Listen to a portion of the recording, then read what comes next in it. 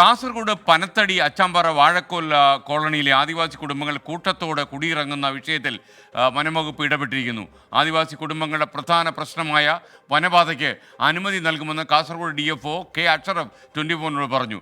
24 ആണ് ഈ വാർത്ത പുറം ലോകത്തെത്തിച്ചത്. അവർ കൂട്ടമായി പടിയിറങ്ങുന്ന ആദിവാസി കാട്ടുമക്കളുടെ വാർത്ത നമ്മൾ വളരെ അടിയന്തര പ്രാധാന്യത്തോടെ എത്തിച്ചിരുന്നു. എന്തായാലും ആ വാർത്തയ്ക്ക് ശേഷം ഒരു തീരുമാനം വന്നിരിക്കുന്നു വനംവകുപ്പിൽ. അത്രയും സന്തോഷം.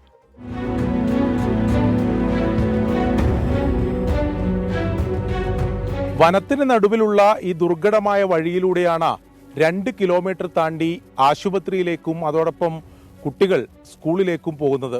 50 സെന്റ് സ്ഥലം ഉണ്ടാകെ വെള്ളമില്ലായിരുന്നു, വഴിക്ക് ബുദ്ധിമുട്ട്. എല്ലാവരും ഡിഗ്രി കഴിഞ്ഞ് വീട്ടിൽ തന്നെയായി. പിന്നെ അതിലെല്ലാം പഠിക്കുന്നുണ്ട് ഇപ്പോൾ ഡിഗ്രി കഴിഞ്ഞിട്ട്.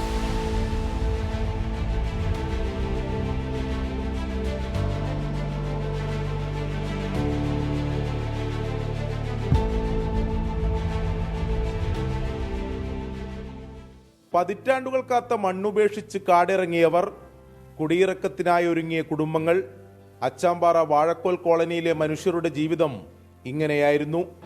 മരണവേദനയിലും ആശുപത്രിയിലെത്താൻ മാർഗമില്ലാതെ ഒറ്റപ്പെട്ടു പോയവരുടെ വേദന 24 റിപ്പോർട്ട് ചെയ്തു. പിന്നാലെ വനം വകുപ്പിന്റെ ഇടപെടൽ.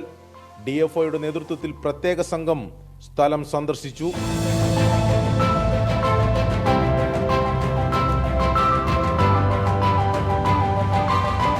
കാടിനകത്ത് പാത നിർമ്മിക്കണമെങ്കിൽ വനം വകുപ്പിന്റെ അനുമതി വേണം. അതായിരുന്നു ഈ കാലം അത്രയും ഉണ്ടായിരുന്ന തടസ്സം. ആദിവാസി കുടുംബങ്ങൾ നേരിടുന്ന ദുരിതം നേരിട്ട് കണ്ടു മനസ്സിലാക്കിയ വനം വകുപ്പ് സംഘം പാത നിർമ്മാണത്തിന് അനുമതി നൽകുമെന്ന് ഉറപ്പു നൽകി. ഇന്നലെ നമ്മൾ വനവകുപ്പ് ഉദ്യോഗസ്ഥരുമായിട്ട് ഞാൻ അവിടെ പോയി സന്ദർശിച്ചിട്ടുണ്ടായിരുന്നു വാർത്ത വന്നതിന് ശേഷം. അപ്പോൾ ഏകദേശം 1 കിലോമീറ്ററും 200 മീറ്ററുമാണ് ആ കോളനിയിലോട്ടുള്ള വനത്തിലൂടെയുള്ള ദൂരം വരുന്നത്. 20ഓളം ഫാമിലികൾ അവിടെ ഒറ്റപ്പെട്ട് താമസിക്കുന്നത് നമുക്ക് ബോധ്യപ്പെട്ടിട്ടുണ്ട്. അപ്പോൾ ഈ റോഡ് ഒരു പഴക്കം നോക്കിയിട്ട് അതിനെ സാധ്യമാകുന്ന രൂപത്തിൽ ഗതാഗത യോഗ്യമാക്കാനുള്ള ഒരു പ്രഥമ പരിഗണന വനവകുപ്പ് കൊടുക്കുന്നതാണ്. പാതാ നിർമ്മാണത്തിനായി സർക്കാർ ഫണ്ട് ലഭ്യമായാൽ മണ്ണുപേക്ഷിച്ച് കോളനിയിലെ മനുഷ്യർക്ക് കാടിറങ്ങേണ്ടി വരില്ല. മഴക്കാലത്തും നേരിടുന്ന കുടിവെള്ളക്ഷാമത്തിനും ഒരു പരിധിവരെ പരിഹാരമാകും. വനത്തിനകത്തുള്ള പാതയ്ക്ക് വനം വകുപ്പ് അനുമതി നൽകുന്നതോടെ പരിഹാരമാകുന്നത് വർഷങ്ങളായി 40ഓളം ആദിവാസി കുടുംബങ്ങൾ നേരിട്ടിരുന്ന പ്രശ്നത്തിനാണ്. ഇനി ഇടപെടേണ്ടത് പ്രാദേശിക ഭരണകൂടവും സർക്കാർ സംവിധാനങ്ങളുമാണ്. കാസർഗോഡ് നിന്ന് അരുൺ പൂപ്പറമ്പ, 24.